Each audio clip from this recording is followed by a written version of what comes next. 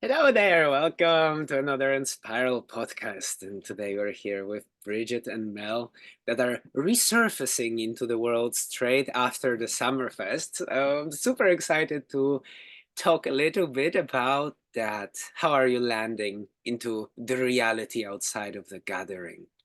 Hello. I mean, it definitely is a landing from up very high, and it's always helpful to have a few days to kind of decompress and, have a few touch points for a softer landing, which I feel like I've gotten, which has been really nice. So I think, my feet are back on the ground.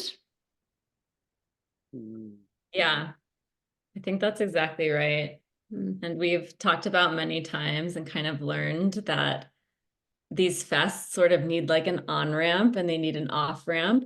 And if we could like maximize our design of how we would do it, it would always include those pieces in order to have the small pockets of conversation, both to warm up and build up, and then debrief, slow process, come back to the ground. So I've gotten a little bit of that this year, but also um, I'm currently in New Zealand with my dad and his partner doing a bit of a trip around. So it's a bit of a switch in context. So I think this conversation is going to be helpful for some of that, Hmm. off-ramp processing. Yeah, totally. Fantastic. So actually, I would love to start from the end and talk a little bit about the off-ramping because personally, I also find it such a important piece of gathering and just coming together. Because yeah, of course, it's kind of easy to create this like super vibrant, very high energy space where it's all amazing, but then yeah, like you eventually leave from that space. And I've been noticing as I was growing up, going to different events all around the world, sometimes this was just not there. And it was like this really harsh return to reality. It was like, whoa, almost getting depressed in some way.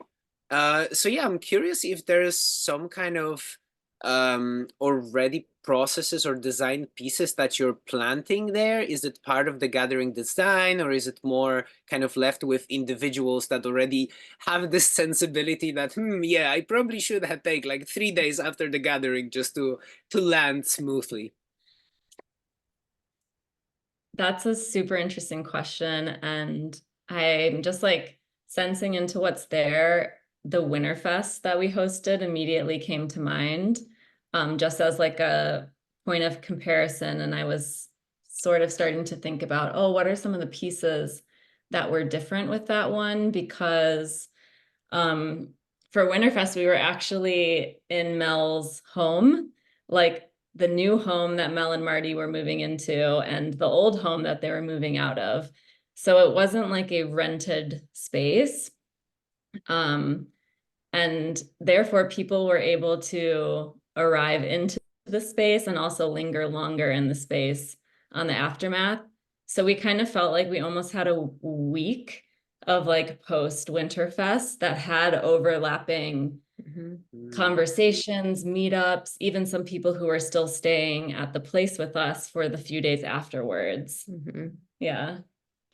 Yeah, I think I would love for the off-ramp to be codified. And I think, perhaps as a recommendation or a tip is where it belongs for now, because I think for newbies coming to a fest, um, there's like kind of a value proposition. There's like a time and risk and cost component and all of those sorts of things. And they sort of don't know what they're signing up for. They don't know how it's going to land for them and all of those sorts of things. So I think it's definitely seems to be like an easier sell. Like the second time around or the third time around, people are like, oh yeah, this would be really good. And also um, practically that happens much more organically after you've been to one or two fests as well, because you have existing threads and existing relationships to pull upon and um, yeah, build upon and that sort of thing.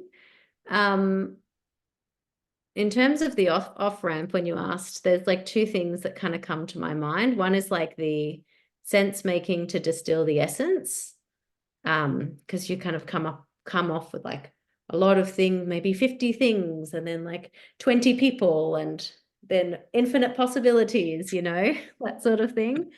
And yeah, exactly. And you're sort of in a place where maybe you feel like you could do it all. And so I think there is like, you know, a really valuable process of like sense making to distill the essence, to just prepare for that integration of what you want to bring from that and integrate it into your plans, into your everyday life, into, you know, how you're investing your time and energy moving forward, that sort of thing.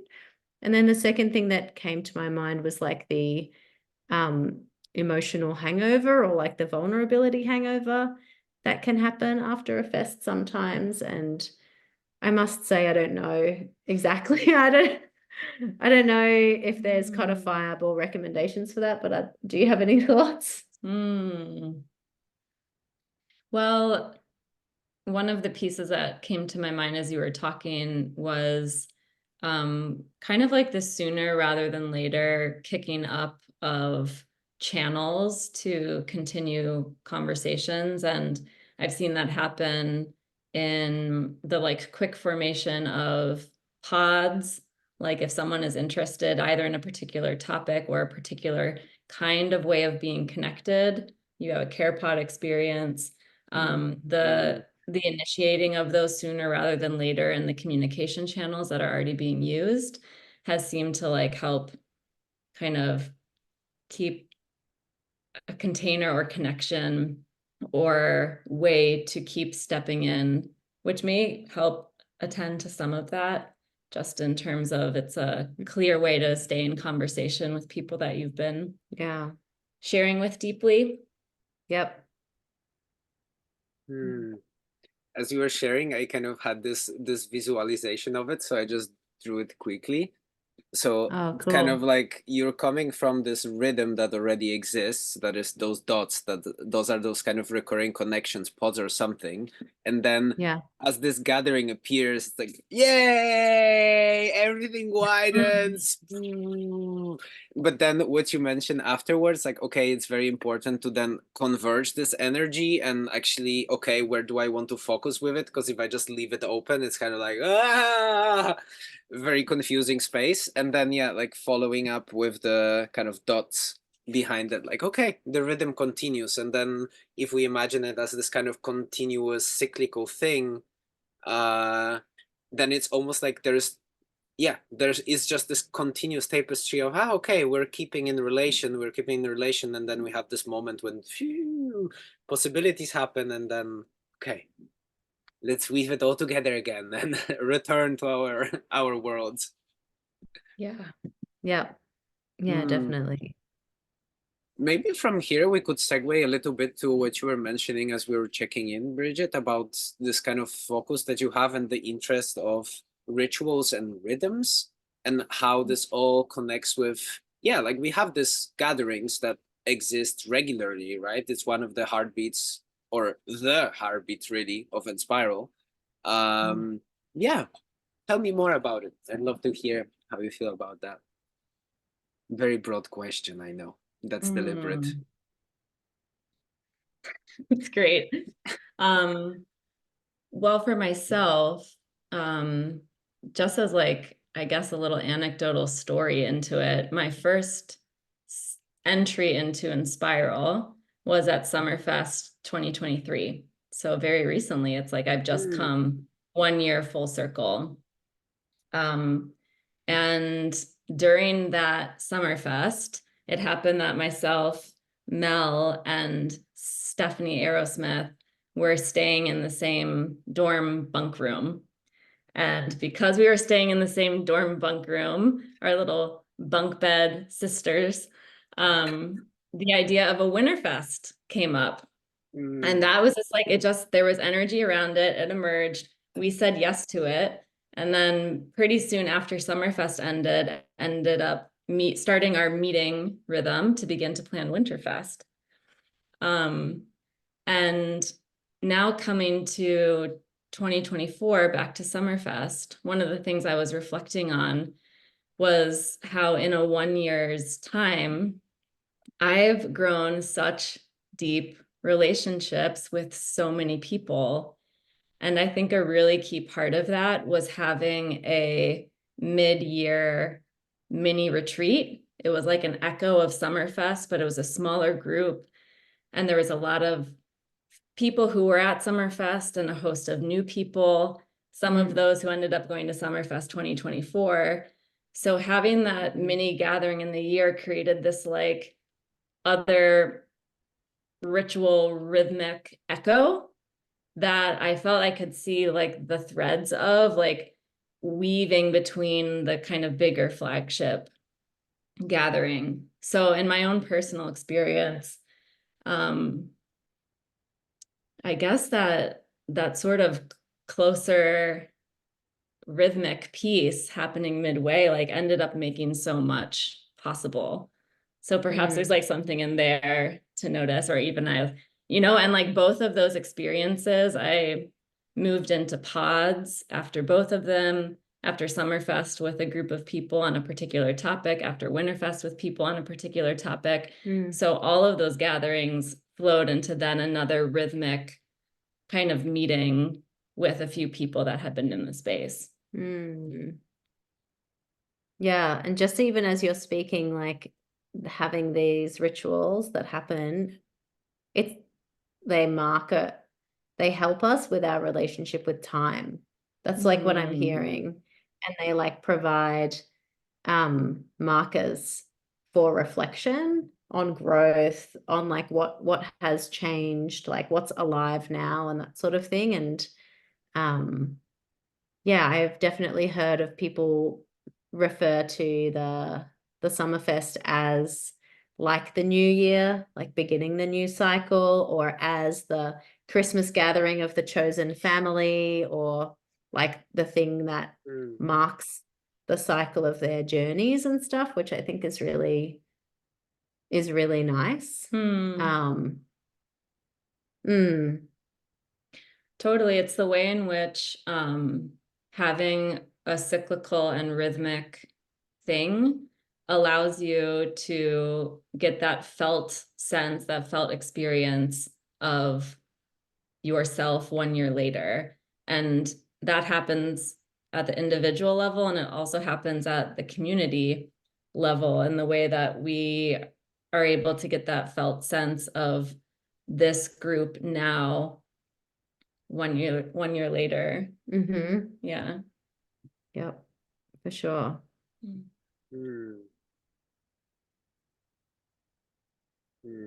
That feels super magical and important and so simple, right? There's just this recurring rhythm, and it brings so many benefits just by existing. You just show up to it and it's like, oh wow, you have this marker of time, this point of reference.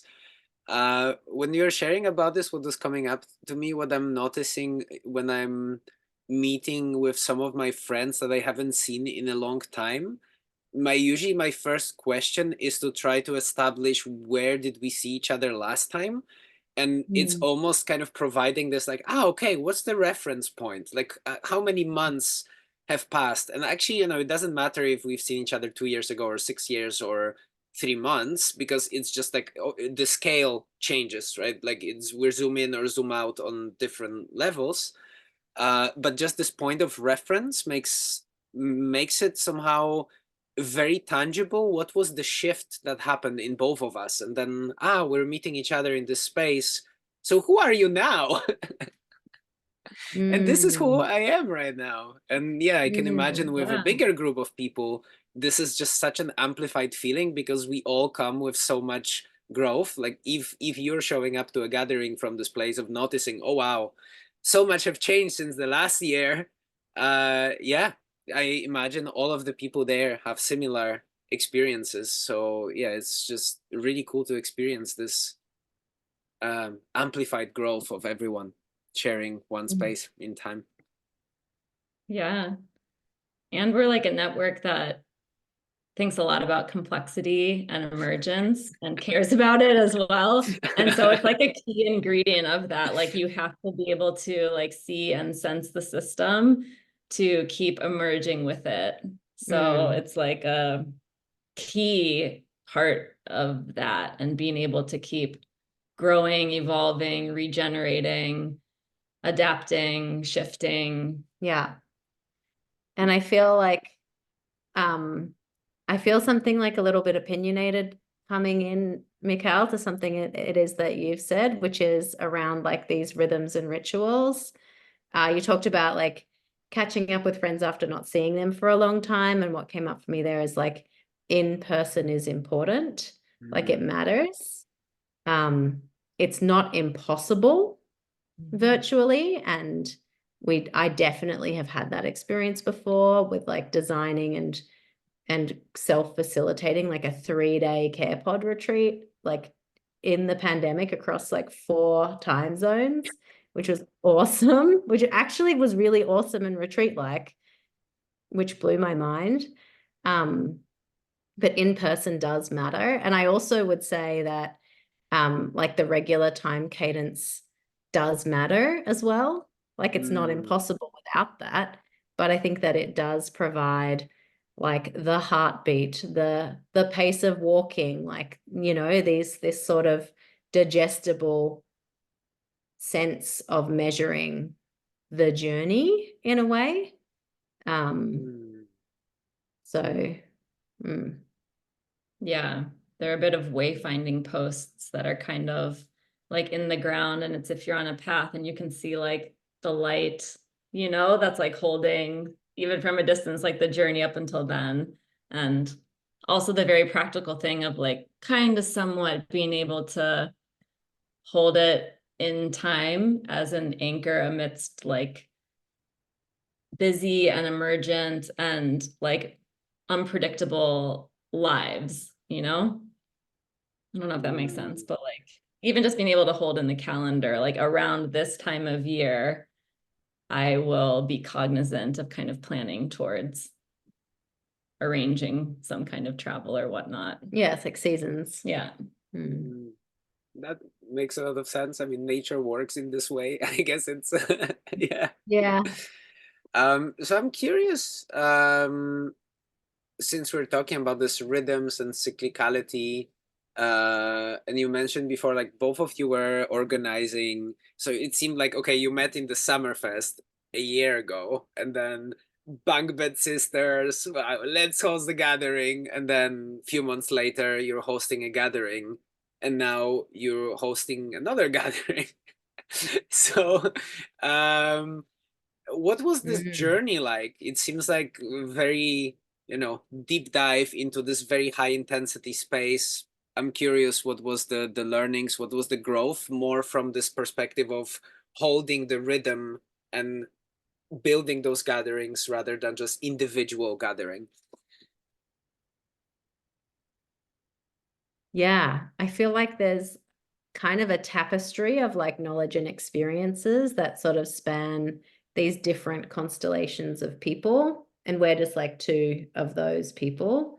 So I think like in that way, with each of the gatherings, there's like a core crew, kind of an extended crew, and that sort of thing. So somehow there is connectivity and a through line across all of these gatherings, even though there's always change and flow within like the people actually bottom lining it. So I think in that way, each of our roles have changed at each of the fests. So, you know, at SummerFest 2023, there was like a complete crew. It was your first fest, so you were joining as a participant. I was like essentially an extra set of hands and like playing that safe role as well on during the days of the actual fest. And did Steph have a role on that? I can't remember. Maybe not a formal role in SummerFest 2023. So it was like we had pre-connection before the fest, but we had never all been together and spent time together in that configuration. And then, yeah, we sort of, I guess, as a crew, had that moment where we ended up being that core crew for the Winterfest, and we had Haley Cooperrider and Ants Cabral as support crew, essentially helping with some of the local network connections and invitations, helping with some of the logistics and the catering and those sorts of things there. So it was like a shift again, you know? So yeah, I think one of the things that I always think about, that I'm so cognizant that I continue to learn about when it comes to convenings, is like, how is that hosting and convening energy flowing? So how are we sharing the space? How are we able to welcome in like fresh energy, but be able to provide like some of that legacy context or some of the continuity? And what are the relationships and those different roles that kind of make that possible? So it definitely feels like more like a bit of a messy patchwork than like a beautifully woven tapestry in terms of how it all happens. But tending to that is something that I think is really important.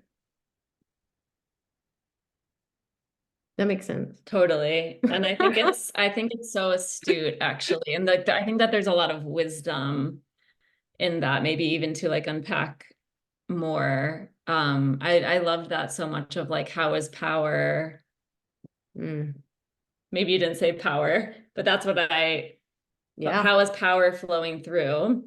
There's a kind of power in hosting, and it means something to be artful about that and intentional about that, attending to this kind of beautiful mix of knownness and continuity and carrying forward and stewardship, while also intentionally welcoming in new. Like, I felt blown away kind of as like first year person, only attended one thing, and now I'm able to step into helping to host, and that feels like pretty unique. And I see it across the Enspiral community, and I think that's really, really cool. And then there's also this kind of piece about like not holding on too tightly, and making sure that there is, well, this is, I don't know if you said this exactly, but this is kind of what I'm processing, of making sure there is that in and out, that movability, that continuity of configuration, but shifting of configuration. I think, yeah, it feels really important to attend to, and kind of an inclusivity lens. Yeah. And like, I guess change is inevitable, change is the constant, and it can get really juicy, you know? Yeah, it can get really juicy when you talk about like roles and humans and succession planning and complementary strengths and who gets to do the fun bits and who's working behind the scenes and like that sort of stuff. It can get very juicy when like the format is innovated and we're trying something new and some people like it and some people don't. And but gotta be evolving, gotta be flowing, you know. So it's part of it, part of the deal. Tell me about the juicy parts. I'm very curious to hear more about, because yeah, like I think it's there's one part of the equation is to kind of name the secret sauce, like what are the good stuff, but there's always the shadow side to everything. There's always challenges, there are always conflicts, and just like this messy part of change, right? It's just the normal part. So I'm curious, what are your experiences with that? Like, what were the major challenges that were coming up in across these different gatherings? Any maybe conflicts or just tricky things that like, ooh, how do we handle that? I have one that comes to mind. From Winterfest. All of this connects to trying to hone in on like, what is the purpose of this particular gathering? And we kind of knew that we wanted it to be more intimate, because SummerFest is a larger gathering. And so doing something smaller. So we kind of had an idea of like a cap of 18 people. So that started to bring in consideration around like, should there be a critical or like some kind of critical mass of people from Australia itself, or from Castlemaine, where it was actually located, or from Melbourne? What about a mix of like Enspiral context, so people that have like been in the Enspiral community for a long time versus people who are attending something for the very first time? So I guess I started to feel those kind of like configuration, or like what the makeup of our group pressures or questions a little bit more strongly in hosting that gathering. Yeah. And it also caused some conflict in different moments of people who wanted to be included, but for a number of considerations weren't, and how to have those conversations and how to tend to relationship. Yeah. I definitely had a conflict navigation conversation with somebody who has been, like, we can call it Enspiral adjacent for like the last 5 or 10 years, and in deep relationship with and in professional collaboration with Enspiral members, Enspiral ventures, those sorts of things. And yeah, it was really difficult because this person was also a friend of mine. It was like really, really difficult to unpack together just like some of that decision-making process and what it meant and the impacts that it had, and what it means going forward, and all of those sorts of things. And I think that in this conversation, there's a little bit of that new and old, the essential mix, but also sometimes the like the different like motives and value propositions for those folks as well. So I'm also kind of thinking about how much energy is being put into being welcoming, being warm, like experience design, like, what sort of resources and design are put into that for folks who are new, and also like what kinds of encouragements, I guess, are made to allow like people who have been around for a long time, maybe put a lot of work into the community over the last 10 years and stuff, to just like catch up with like some of their best friends that they like only get to hang out with once a year, and they've got young kids at home, and like all of that kind of stuff too. That definitely feels like maybe another juicy part that needs to be navigated, and can get really crunchy at times, for sure. Any insights there from kind of perspective of, a host that already went through some of these challenges of just how to show up to them, and, like even thinking more in this consulting, helpful lens, like, hey, I want to host a gathering and I'm struggling because I have a limit of 20 people, but we have 60 that kind of want to be invited. So I can't invite everyone because it would be just too many people. So, there's going to be a bit of conflict there. Like, what do I do? Any suggestions of what to do or what not to do? Or what kind of posture could be helpful for the kind of benefit of all? I think I quite like the idea of getting very clear and like maybe raising the bar a little bit higher of like when you set expectations of what the fest will be, what we're asking people to show up with, like kind of setting that expectation that it is co-created, that we all will be contributing to the magic that we create together. And I mean, I always talk about like when traveling throughout Southeast Asia, like my approach is always to like bargain hard and tip generously, because I think like there's also a lot to be said for like that warmth and that generosity and that part of the Enspiral culture as well that is so generous to sometimes strangers. So I think like having both helps. So we sort of, one of the things that we did was we were like, this is the start and the end time, and for the quality of the experience of yourself and all of the other participants, like we are asking that you join for the whole time, you know? So in that way, it is a bit of a constraint. And then, you know, practically with Winterfest, there was an accommodation that was made, like based, you know, for particular reasons. And then that was like also, that was sort of determined for accessibility, and then that was held, but it wasn't just like, oh, that means that anyone can do whatever they want. It was like that one exception. So that's kind of how that played out.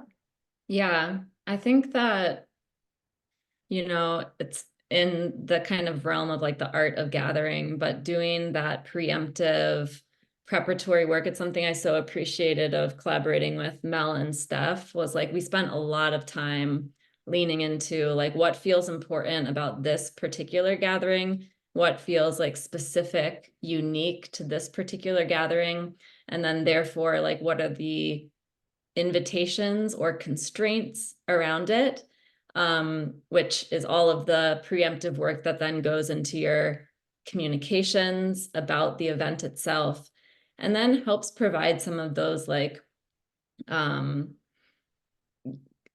decision filters as you move through things that pop up in relationship and in conversation with people. That, yeah, that felt really, really important. Yep. Thank you so much for sharing this. Yeah, this feels great. And yeah, I can imagine that it's quite a big responsibility, and it can be heavy, especially if you're hosting something like this for the first time. So yeah, this kind of, you know, pearl of knowledge and lived experience are always super valuable. So okay, we looked a little bit at the challenging part. What's on the other side? Like, what are the magical ingredients? Like, if you would be to distill to, like, you know, a few key, like, of course there's so much that goes into preparation of an amazing gathering, but what do you personally find the most important in the context, I guess, of also Enspiral SummerFest, but I imagine that all this is kind of cross-transferable to other gatherings as well. Magical key ingredients. Can we like break it up into like format, process? Like, I don't know, like no something. rules. Break it up as you want. No rules. Yes. Yeah, because there's kind of like a lot of things, isn't there? I think the format one's really easy to speak to in terms of key ingredients of what makes the Enspiral convenings, like fests, so special. I think that the provision of open space technology or unconference style offerings is absolutely key, because it is the case for our network. And I also think that it is so often the case for so many other communities and organizations. The answers are in the room. The magic is in the room. Like the wisdom can be unlocked like right here, right now, just with who's here. And we couldn't predict it before by setting the topic or hiring an expert, you know? So I just like massive fan of open space. Yeah, and I think it's so powerful. I think that having like, yeah, we went back and forth on like this 2 nights, 3 nights thing, and we landed on the 3 nights thing. And I think that there's like research about going into nature, and after 3 days, like you start to experience like all of these physiological changes and benefits and that kind of stuff from being in nature. And maybe it's like that, but where you're not thinking about arriving and settling in, where you're not thinking about having to pack your bags the next day, like that sort of stuff, where you can have a moment of like, we're here and I don't need to think about anything else. you know? Mm. That feels like an important part of the format. Yeah. Hmm. Yeah, I immediately thought of that one too. We modeled after SummerFest or recent SummerFests into Winterfest to do that like Thursday to Sunday. And we're both also part of like the DSIL community. And there's a saying often repeated in that of people before process. And that like Thursday evening really feels like it gives a lot of time for that, of just like we're just connecting as people here. We're having like a warm meal. We're having all of these like human things, just nice chats, food, not too structured. And I think that's really important. Yeah, that's a helpful part of the format too, I think.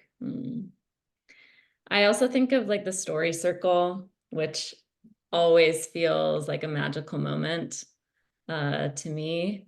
And I think just for other groups and organizations, such a powerful reminder of what can be made possible when you make concerted time, not even concerted time, but like special time, sacred time, well-held time, attention to environment and container for people to tell stories and to tell whatever stories that they need to tell and feel them witnessed, listened to in a group with like no other agendaing beyond that, you know? It's that moment and we just listen. And that feels so special. Yeah. Yeah, totally. On the like process and team side, there's like a few things that immediately come to mind. I mean, like certainly for us, asynchronous communication and collaboration, being in 3 different countries, 3 different time zones, like having portfolio kind of careers, pretty important skill. And like that also makes it easier for other people to plug into the work. It makes it easier for the work to be transparent. So other, you know, so in that way, it makes it easier to get help. You know, we were able to carve off like very specific asks, like Haley, can you work some spreadsheet magic on like the accommodation and like hosting needs for all the participants? Ants, can you like help us bottom line the catering? And like this is like very, very specifically the brief. We don't need to find when you're both available and all 3 of us are available to have a big call about it, you know? So I think that that's a big part. Something that I so enjoyed about co-hosting with Bridget and Steph was like we were just genuinely delighted to create something together, which is kind of why it happened. You know, like I had a goal that I really wanted to host a retreat in 2023. Bridge had spoken about like wanting to be in more co-creative, collaborative, professional like settings, like, and you know, like just through us getting to know each other's like purposes and intentions, like we were like, oh, we could collaborate on this together. So that helped me keep the joy alive, I think. And just like at least one of us on each of the calls was like let's get into like the design elements and like, you know, these experiential pieces and all of that sort of stuff. So that I think helped a lot. Yeah, helped make it great, and also helped with a lot of that sustainable capacity that you need for something.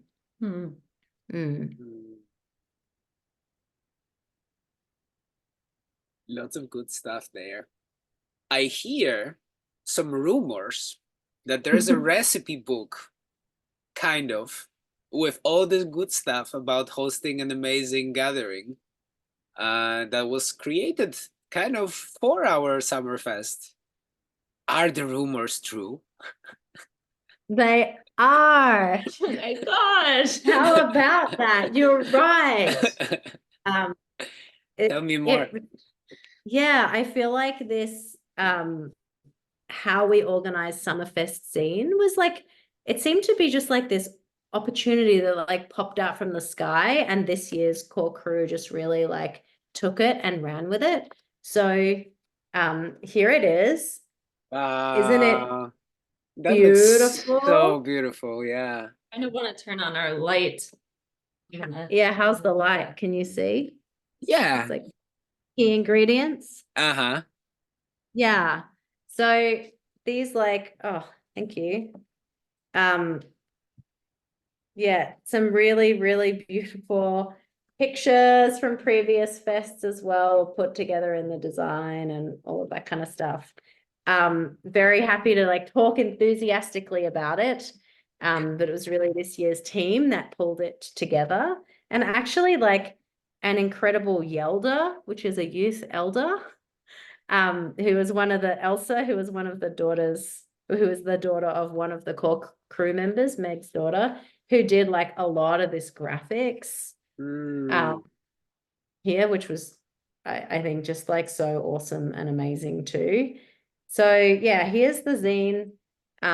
It essentially has captured and attempted to codify like many years of practice and iteration and what's worked and what hasn't worked and that kind of stuff from the SummerFests over the years. And you can buy it. Amazing. Yeah. Feels Get like, your zine. yeah, it feels like a no-brainer to put all this knowledge into a publication. And it's been years and years of SummerFest, right? Like we're kind of building on a long legacy. Yeah, I think someone said this year that there's been a total of 22 fests, and that is including like ones that have happened in other places. So maybe not that quite that number of years, but that's a lot. That's a lot. Yeah. Pretty cool. And I'm so curious about the fests that are happening in Europe. Like, I can't wait to have the opportunity to like, cross over and see what they're Yeah. like and all of those sorts of things too. Yeah, this actually maybe feels like a last short topic to explore. Like, because yeah, Enspiral changed significantly in this last year, right? We're transformed into this multi-nodal system where yeah, there's New Zealand, but there's Australia and there's Europe and more nodes emerging everywhere, which also brings up more gatherings happening at different times all around the world. What are your thoughts on this, just from the kind of gathering perspective? I mean, how to navigate the kind of emerging complexity and inviting yourself to the right places and also the invitations and all sorts of things. I mean, of course, it's still very early. I think, yeah, we had like 2 gatherings when we have nodes or 3, so it's very early. And I'm actually not so sure if many people traveled across to different nodes. But yeah, I'm curious, what are your thoughts on that from this very early perspective? Well, I think that it's really interesting and exciting in many ways that it's happening. And obviously I'm so new to Enspiral, so I'll just speak from my like fresh observation.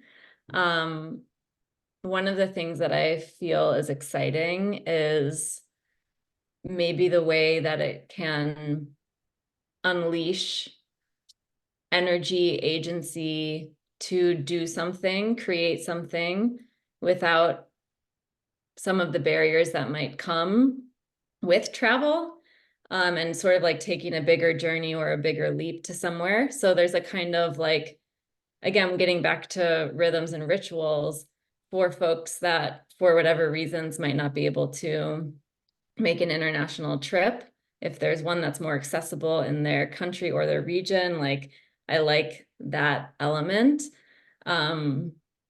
And in a sort of distributed leadership sense too, the ability for people to just like more easily like run with an impulse helps like the energy keep flowing and stay alive where it is alive. It's sort of the open space mentality, right? On a bit of a bigger scale. It's like if you have energy and passion for it, make it happen. So I like the way that it's like unleashing or a bit of that. Yeah, I think we definitely have seen like I think that Europe, like the emergence of like a European base of Enspiral folks, played such a big role in the renovating membership process. And I think that like the redesign of the governance and the structure of Enspiral to be more noted kind of like responded to the times, responded to our relationship with international travel and how we think about it in a more holistic way. It kind of responded to you know, like the enduring parts of Enspiral culture and Enspiral community continuing in places and gathering density. And so I think in that way, we're like at the beginning of the next arc or the next chapter. It feels like very much a future forward move. So we don't know what will happen yet with that sort of complexity. But it does seem to be like a move that reflects like that we are practicing what we preach in, you know, a lot of those distributed ways, in a lot of those emergent ways, that kind of thing. I'm really, really curious. Like I'm very excited about internode travel. And at this fest, we had 2 folks who were from the Enspiral Europe community, or 3. I think 3. I think 1 came for just the Saturday. And there was like just genuine interest in wanting to connect and what's happening over here in this side of the world and like all of that kind of stuff. And for the Australia-based kind of Winterfest, we had folks from Asia and from New Zealand who traveled to Australia, as well as folks from Victoria, the state where Winterfest was held, and interstate travelers as well. So I do still think that there is a fair bit of that cross-pollination, but I think that it's cool to do sense making and do gatherings in almost like these smaller formations. And it will be very interesting to figure out what it takes to sense the signal from the system with like this sort of distributed pulses of gatherings. Because I think the SummerFest has provided like this big health system signals like download, you know, once a year for 12, 13 years now. And it's becoming a bit more like pocketed. So we'll see. Yeah. Exciting times. I'm also very much looking forward to see that. Yeah, totally. Amazing. You can sail on over here and join. Yeah. Join one of the gatherings. Definitely. Like, that would be Definitely. so cool. Yeah, definitely hoping for that one day. Best Maybe on on a boat. sailboat. Yeah. Yeah. That's the way. Yeah. Or a gathering on a sailboat. Imagine that. That would be fun. Yeah. Totally. The possibilities are endless. Exactly. I do actually, when you know, like that idea about a gathering without internet is very appealing to me. Not all parts of me, but some parts of me. It's like, that would be really cool. Yeah. Perfect. Thank you so much. This feels, I think we're complete. Feels like a very wide-ranging conversation, tackling all this gathering juice and magic sauce from many different angles, kind of more meta perspective and more in depth your personal experiences with it. So thank you so much for taking the time. This was amazing. Thank you. Yeah, so appreciate it. Thanks for the invitation. My pleasure.